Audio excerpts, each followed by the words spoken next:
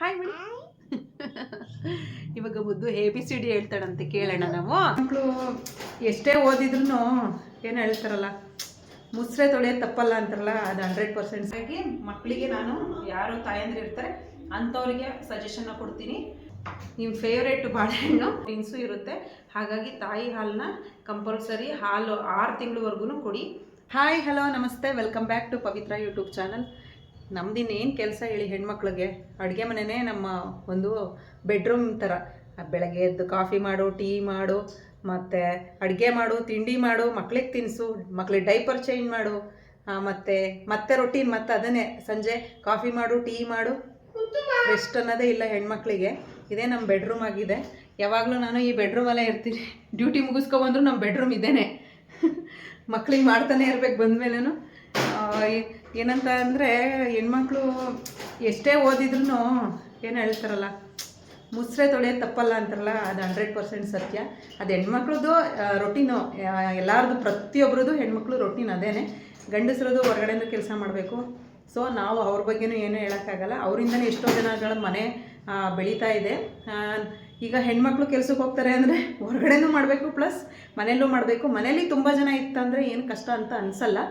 ಏನಕ್ಕೆ ಅಂತ ಅಂದರೆ, ಯಾರಾದರೂ ಒಬ್ಬರು ಮನೇಲಿ ಅಡುಗೆ ಮಾಡ್ಕೋತಾರೆ, ರೆಸ್ಟ್ ಮಾಡ್ಬೋದು ಅಂತ. ಬಟ್ ನನಗೆ ಎರಡು ಕಡೆನೂ ಕಷ್ಟ ಆಗುತ್ತೆ.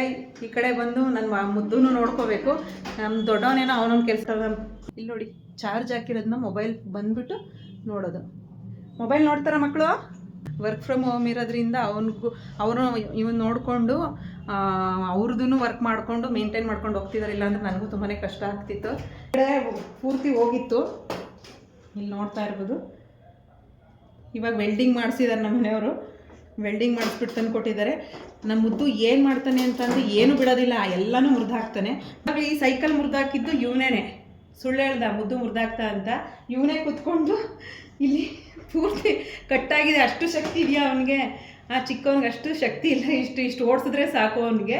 ಇವನ್ನೆಲ್ಲ ಮುರಿದಾಕ್ಬಿಟ್ಟು ಅವನು ಮುರಿದಾಕಿದ್ದು ಅಂತ ಇಬ್ಬರು ಜಗಳ ಮಾಡ್ತಿರ್ತಾರೆ. ಒಂದು ವಾರದಿಂದ ನಮ್ಮ ಮನೆಯವ್ರು ತೆಗ್ಬಿಟ್ಟು ಮೇಲೆ ಬಿಸಾಕ್ಬಿಟ್ಟಿದ್ರು. ಈಗ ಮುದ್ದು ಜೋರಾಗಿ 1 2 ಹೇಳ್ತಾನೆ. ಹೇಳಿ ಮುದ್ದು. 1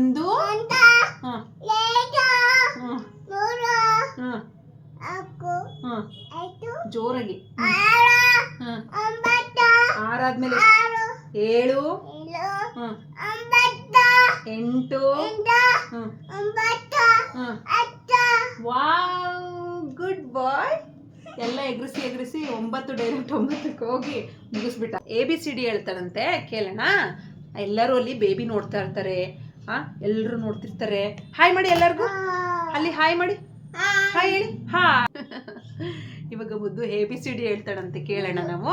A for ಹೇಳಿ.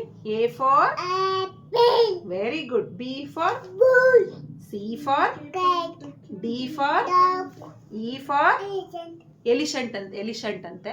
ಆಮೇಲೆ ಇಲ್ಲಿ ನೋಡ್ಬೇಕು, F. ಓಕೆ, F for ಹೇಳ್ಬೇಕು. F for fox. Okay. G for goat. H for I for J for K for kite. Okay. L for lion. M for okay. M for 3 ಚೆನ್ನಾಗಿದ್ರೆ ಹೇಳ್ತಾನೆ, ಇಲ್ಲಾಂದ್ರೆ ಇದೇ ತರ ಮಾಡೋದು. N for nose. O for orange. Okay. P for parrot. Q for queen. R for rabbit. S for sun. Okay. T for tongue. Okay. U for umbrella. V for vine. W for watermelon ಅಂತೆ. W for ಏನ್ ಬಂಗಾರ? ಅಲ್ಲಿ ನೋಡಿ. W for okay. W for watermelon. Okay. X for exhibition. Y for yak. Z for zebra. Clap ಮಾಡಿ ಎಲ್ಲರೂ ಮುದ್ದುಗೆ. Clap. Good boy. Thank you. ಅವ್ನು ಆರಾಮಾಗಿದ್ದ, ಮೂಡ್ ಚೆನ್ನಾಗಿತ್ತಂದ್ರೆ ಮಾತ್ರ ಹೇಳ್ತಾನೆ, ಇಲ್ಲ ಅಂದ್ರೆ ಅವನ ಹತ್ರ ಏನು ಮಾಡಿದ್ರು ಹೇಳ್ಸೋಕ್ಕಾಗೋದೇ ಇಲ್ಲ. ಯಾವುದನ್ನು ಕನ್ನಡ ವರ್ಣಮಾಲೆನ ನೀಟಾಗಿ ಹೇಳ್ತಾನೆ, ಆ ಇಂದ ಳವರೆಗೂ ಪೂರ್ತಿ ಹೇಳ್ತಾನೆ. ಇವಾಗ ಮಧ್ಯೆ ಮಧ್ಯೆ ಸ್ವಲ್ಪ ಸ್ವಲ್ಪ ಕಲಿಸ್ಕೊಡ್ತಾ ಇದ್ದೀನಿ. ಆ ಅರಸ, ಆ ಆನೆ, ಆ ಥರದ ವರ್ಡ್ಗಳನ್ನ. ಖುಷಿ ಆಗುತ್ತೆ ಮಕ್ಕಳು ತೊದ್ಲು ಮಾತಾಡೋದನ್ನ ಕೇಳಿಸ್ಕೊಂಡ್ರೆ ಖುಷಿ ಆಗುತ್ತೆ. ಹೊರಗಡೆಯಿಂದ ಬಂದು ಏನೇ ಸ್ಟ್ರೆಸ್ ಇತ್ತು ಅಂತ ಅಂದ್ರೂ ಮಕ್ಳು ಮುಖ ನೋಡಿದ ತಕ್ಷಣ ಎಲ್ಲ ಕೂಲ್ ಆಗ್ಬಿಡ್ತೀವಿ. ಮಕ್ಳಿಗೆ ಆ್ಯಕ್ಚುಲಿ ಚಾಕಿ ಕೊಡಿಸ್ಬಾರ್ದು, ಅದು ಕೊಡ್ಸಲ್ಲ ನಾವು, ತುಂಬ ಕಡಿಮೆನೇ ಮಕ್ಳಿಗೆ. ಜಾಸ್ತಿ ಡ್ರೈ ಫ್ರೂಟ್ಸು ಈ ಥರ ಹಣ್ಣುಗಳನ್ನ ಕೊಡಬೇಕು. ಮತ್ತು ಡೈಲಿ ರೊಟೀನ್ ಮುದ್ದು ಯಾವ ಥರ ಅಡುಗೆಗಳನ್ನ ಮಾಡಿಕೊಡ್ತೀನಿ ಅನ್ನೋದನ್ನು ನಾನು ಹಾಕ್ತೀನಿ. ಸಾಫ್ಟಾಗಿರೋದೇ ಜಾಸ್ತಿ ತಿನ್ನೋದು ಇವನು, ರಫ್ ಆಗಿರೋದು. ಈಗ ಮುದ್ದೆನೇ ತಿಂತಾನೆ, ಅಂದರೆ ರಾಗಿ ಸರಿ ಥರ ಮಾಡಿಕೊಟ್ರೆ ಎಲ್ಲ ತಿಂತಾನೆ. ನುಂಗಕ್ಕೆ ಬರೋಲ್ಲ ಇನ್ನು ಮುದ್ದೆನ, ಅದೆಲ್ಲ ಮಕ್ಳಿಗೆ ಒಳ್ಳೆಯದು. ಡ್ರೈ ಫ್ರೂಟ್ಸು ಬೆಳಗ್ಗೆ ಟೈಮು ಮಿಲ್ಕ್ ಶೇಕ್ ಎಲ್ಲ ಮಾಡಿಕೊಟ್ರೆ ಚೆನ್ನಾಗಿ ಕುಡಿತಾನೆ. ಮುದ್ದಿಗೆ ಇಷ್ಟ ಆಯ್ತಾ? ಇಲ್ಲಿ ಆಟ ಆಡೋದೆ, ಆಟ ಸಾಮಾನು ಮಾತ್ರ ಅಲ್ಲೇ ಇರುತ್ತೆ.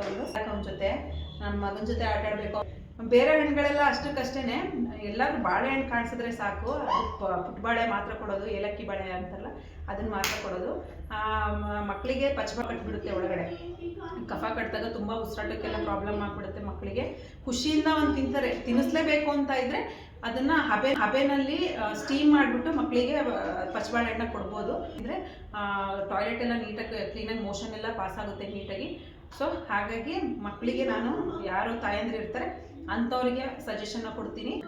ಏಲಕ್ಕಿ ಬಾಳೆಹಣ್ಣೆ ಕೊಡಿ, ಪಚ್ಚಬಾಳೆಹಣ್ಣು ಕೊಡ್ಬಿಡಿ. ಯಾರನ್ನು ಉದ್ದ ಇರುತ್ತಲ್ಲ ಅದು ಪಚ್ಚಬಾಳೆಹಣ್ಣ ಯಾವತ್ತೂ ಕೊಡ್ಬಿಡಿ, ಯಾಕೆಂದರೆ ಕಫ ಕಟ್ಟಿಬಿಡುತ್ತೆ, ತುಂಬ ಉಸಿರಾಟಕ್ಕೆಲ್ಲ ಪ್ರಾಬ್ಲಮ್ ಆಗುತ್ತೆ. ಮತ್ತು ಅದಕ್ಕೆ ಕಫ ಕರಗಿಸೋಕ್ಕೋಸ್ಕರ ನೆಬ್ಲೈಸೇಷನ್ ಎಲ್ಲ ಹಾಕಿಸ್ಕೊಳ್ಳೋದಕ್ಕಿಂತ ಏಲಕ್ಕಿ ಬಾಳೆಹಣ್ಣು ದಿನದಲ್ಲಿ 2 ಕೊಟ್ಟರೆ ಸಾಕು. 1.5 ವರ್ಷದ ಮೇಲು ಮಕ್ಕಳಿಗೆ 2 ಬಾಳೆಹಣ್ಣು ಆದರೆ ಸಾಕಾಗುತ್ತೆ. ಚಿಕ್ಕ ಮಕ್ಕಳಿಗೆ ಏನಂತಂದರೆ ಅದನ್ನು ಚೆನ್ನಾಗಿ ಗ್ರೈಂಡ್ ಮಾಡಿಬಿಟ್ಟು ಬಾಳೆಹಣ್ಣು ಕೊಡಿಸಿ, ಯಾಕೆಂದರೆ ಮೋಷನ್ ಚೆನ್ನಾಗಾಗುತ್ತೆ ಮಕ್ಕಳಿಗೆ ಬಾಳೆಹಣ್ಣು ತಿನ್ನಿಸೋದ್ರಿಂದ. ಅವಾಗೆಲ್ಲ ಹೇಳ್ತಾಯಿದ್ರು ಬಾಳೆಹಣ್ಣು ಕೊಡಬೇಡಿ ಮಕ್ಕಳಿಗೆ ಅಂತ, ತುಂಬಾ ಒಳ್ಳೆಯದು ಬಾಳೆಹಣ್ಣು. ಬಾಳೆಹಣ್ಣು ಕೊಡಿ ಮಕ್ಕಳಿಗೆ ಅಂತಲೇ ಹೇಳ್ತೀನಿ. ಮತ್ತು ಆ್ಯಪಲ್ ಕೊಡ್ಬೋದು, ಬಾಯ್ಲ್ ಮಾಡಿ ಕೊಡ್ಬೋದು ಆ್ಯಪಲ್ನ. ಆಯ್ತು, ಇವಾಗ ಬೆಳಗ್ಗೆಯಿಂದ ಆಲ್ರೆಡಿ 3 ಆಗಿದೆ, 3 ಬಾಳೆಹಣ್ಣು ತಿಂದಿದೆ. ಅಲ್ಲ ಮುದ್ದು, ನಿಮಗೆ ಬಾಳೆಹಣ್ಣು ಇಷ್ಟನಾ? ಇತ್ತ ಅಂತೆ. ಎಷ್ಟಿಷ್ಟ? ಓ, ತುಂಬ ಇಷ್ಟ ಅಂತೆ ಮುದ್ದು. ಆಮೇಲೆ ಆ್ಯಪಲ್, ಓಕೆ. ಆಮೇಲೆ ಆಗಿದ್ರೆ ಮಾತ್ರ ಆರೆಂಜ್ ತಿಂತಾನೆ. ಆರೆಂಜ್ ಕೊಟ್ಟರು ತುಂಬ ಒಳ್ಳೆಯದು ಮಕ್ಕಳಿಗೆ, ಯಾಕೆಂದರೆ ವಿಟಮಿನ್ ಸಿ ಇರುತ್ತೆ. ವಿಟಮಿನ್ ಸಿ ಇರೋಂಥ ಹಣ್ಣುಗಳೆಲ್ಲನೂ ಮಕ್ಕಳಿಗೆ ಕೊಡ್ಬೋದು, ಸಿಟ್ರಸ್ ಇರೋಂಥದ್ದು. ಇಲ್ಲಿ ನೋಡಿ, 1 ನಿಮಿಷ ಸುಮ್ಮನೆ ಕೂತ್ಕೊಳ್ಳಲ್ಲ, ಹಿಡ್ದು ಇವ್ನು ಸಾಕಾಗುತ್ತೆ ಆಗಿದೆ. ಆದರೆ ಕೆಳಗಡೆ ಯಾವತ್ತೂ ಇಳಿಯಲ್ಲ. ನಾನು ಎಷ್ಟೇ ಹೊತ್ತು ಹೊರಗಡೆ ಹೋಗಿ ಬರ್ತೀನಿ ಅಂದ್ರೂ ಶೆಲ್ಫ್ ಮೇಲಿಂದ ಅವನು ಯಾವತ್ತು ಹಳ್ಳಾಡಲ್ಲ, ಕದ್ಲಲ್ಲ, ಹಂಗೆ ಕೂತಿರ್ತಾನೆ. ಯಾವ ಥರ ಕೂರಿಸಿರ್ತೀನಿ ಏನಾದರೂ ಕೊಟ್ಟು ಅದೇ ಥರ ಕೂತಿರ್ತಾನೆ, ಏನು ಮುಟ್ಟಲ್ಲ, ಗ್ಯಾಸ್ ಆಗಲಿ ಏನು ಮುಟ್ಟಲ್ಲ ಅವನು. ಅದು ಅಭ್ಯಾಸ ಆಗಿಬಿಟ್ಟಿದ್ದಾನೆ ಮುಂಚೆಯಿಂದನೂ. ಮತ್ತು ಮಕ್ಕಳು 6 ಮಂತ್ಸ್ ಇದ್ದಾರೆ ಮಕ್ಕಳು ಅಂತಂದರೆ ಬೈ ಬರ್ತಿಂದ ಮಕ್ಕಳಿಗೆ 6 ತಿಂಗಳವರೆಗೂ ಕಂಪಲ್ಸರಿ ಹಾಲನ್ನೇ ಕೊಡಿ, ತಾಯಿ ಎದೆ ಹಾಲನ್ನೇ ಕೊಡಿ ಅಂತ ಹೇಳ್ತೀನಿ. ಏನಕ್ಕೆ ಅಂದರೆ ಅದರಲ್ಲಿ ತುಂಬಾ ಹೈ ಪ್ರೋಟೀನ್ ಇರುತ್ತೆ ಮತ್ತು ಕ್ಯಾಲ್ಸಿಯಂ ಇರುತ್ತೆ. ಅದಕ್ಕಿಂತ ಹೆಚ್ಚಿನದಾಗಿ ತಾಯಿ ಹಾಲಲ್ಲಿ ಪ್ರತಿಯೊಂದು ಪ್ರೋಟೀನ್ಸು ಇರುತ್ತೆ. ಹಾಗಾಗಿ ತಾಯಿ ಹಾಲನ್ನ ಕಂಪಲ್ಸರಿ 6 ತಿಂಗಳವರೆಗೂ ಕೊಡಿ.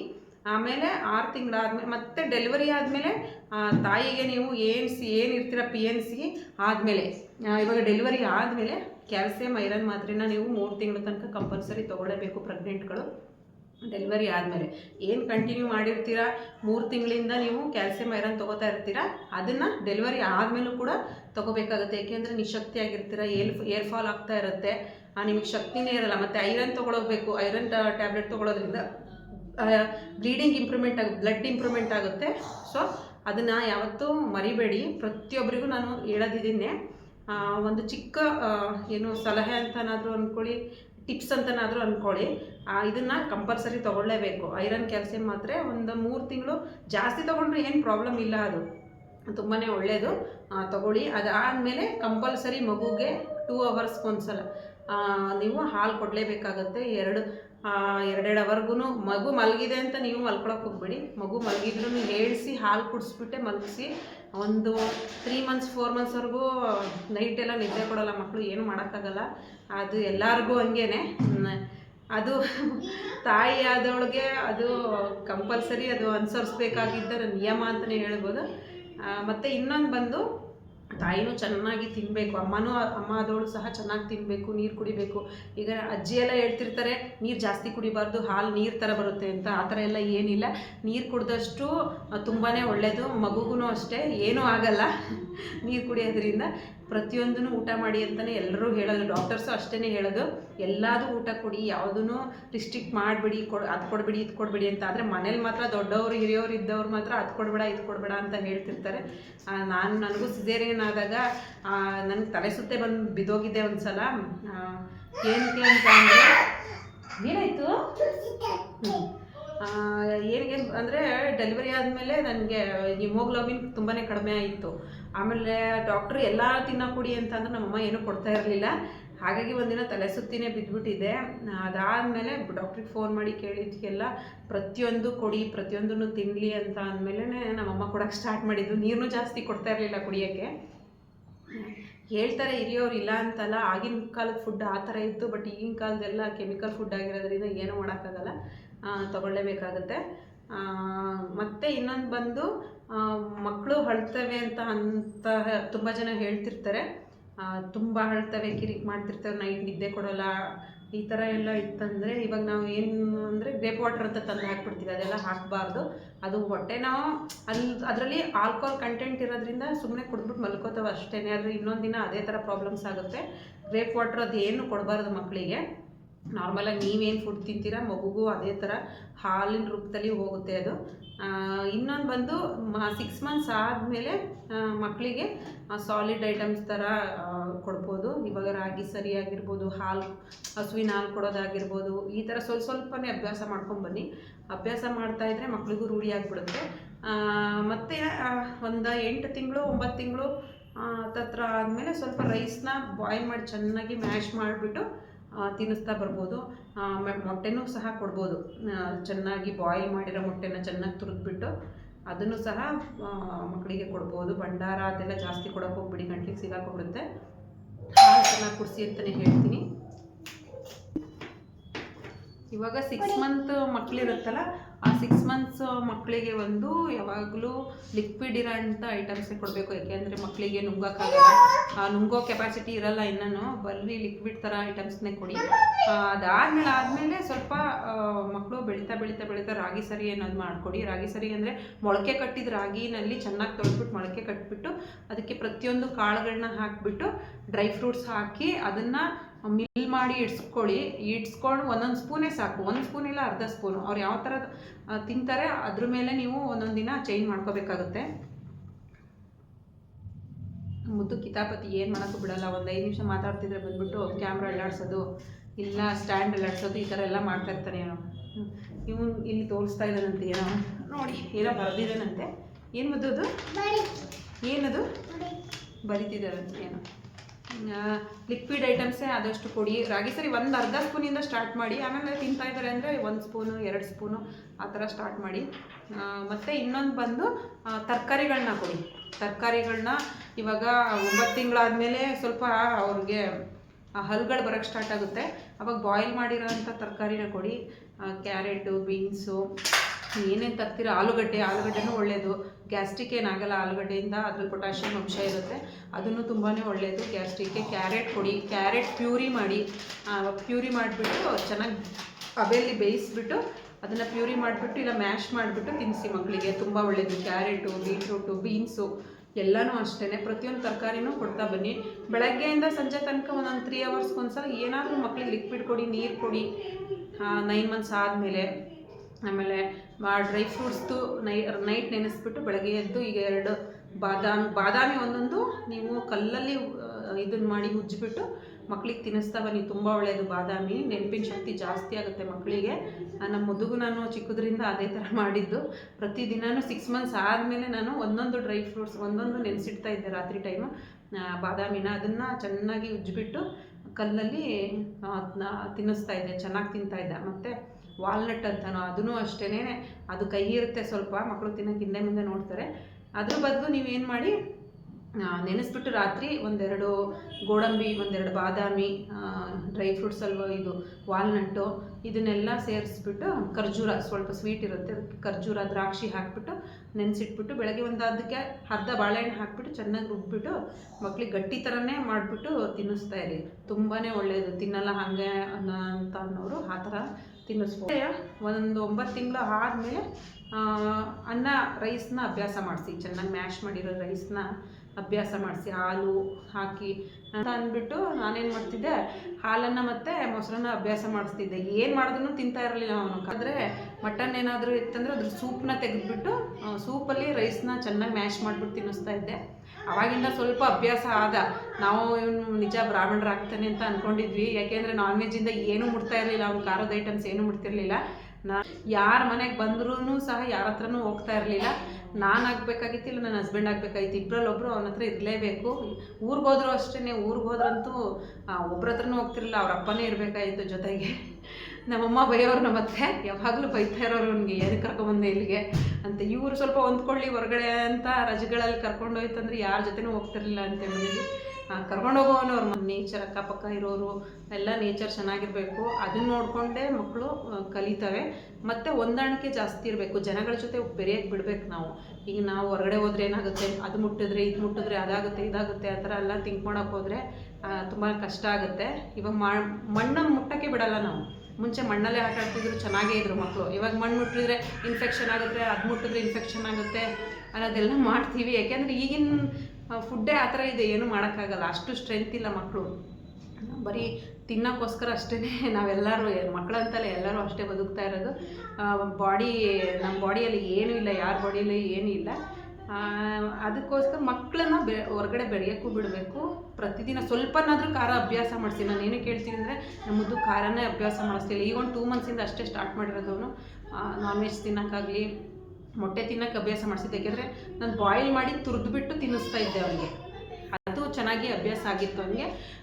ಮತ್ತು ಚಿಕನ್ ಮಟನ್ ಏನೂ ತಿಂತಾ ಇರಲಿಲ್ಲ. ಈಗ ರೂಢಿ ಮಾಡ್ಕೊಂಡಿದ್ದಾನೆ, ಸ್ವಲ್ಪನೇ ತಿಂತಾನೆ. ಅವನೇ ಕೇಳ್ತಾನೆ ಚಿಕನ್ ಬೇಕು ಅಂತ. ಹಂಗಾಗಿ ಚಿಕನ್ ಅಂದರೆ ಅವನಿಗೆ ಅಂದರೆ ಸಪ್ರೇಟಾಗಿಯೇ ಮಾಡಿ ಎತ್ತಿಟ್ಕೊಬಿಡ್ತೀನಿ. ಸ್ವಲ್ಪನೂ ಖಾರ ಇಲ್ಲದೆ ಥರ ಮಾಡಿ ಎತ್ತಿಟ್ಕೊತಿದ್ದೆ. ಇವಾಗ ಮೆಣಸಿನ್ಕಾಯಿ ಹಾಕಿ ಮಟನ್ನೆಲ್ಲ ಹಾಕಿ ನಾವು ಸೂಪ್ ಮಾಡೋದ್ರಿಂದ ಅದನ್ನು ಕುಡಿತಾನೆ, ಸೂಪೆಲ್ಲನೂ. ಅದರಿಂದ ಮೂಳೆಗಳಿಗೆ ಮಕ್ಕಳಿಗೆ ಸ್ಟ್ರೆಂತ್ ಬರುತ್ತೆ.